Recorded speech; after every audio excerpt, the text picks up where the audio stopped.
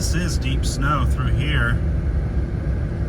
It's not very wide. It's probably only 14 feet wide that someone went through. It looks like they only went through one pass with a road grader. I could be wrong, but this is pretty deep. Look at what that guy was driving. There's tracks in the snow there where somebody was coming from the east head to west. That's over a foot deep, that snow. Here's comes a blade coming down the hill.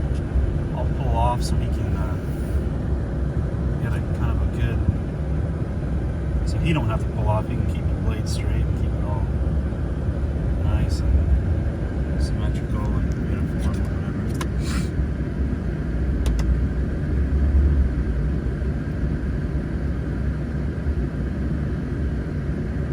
I miss doing that kind of stuff, working at the county sometimes. Pretty cool.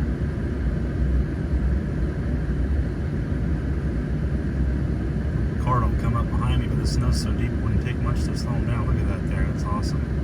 This is the Oakley Hill here. Perry, it's Grandma's brother Perry.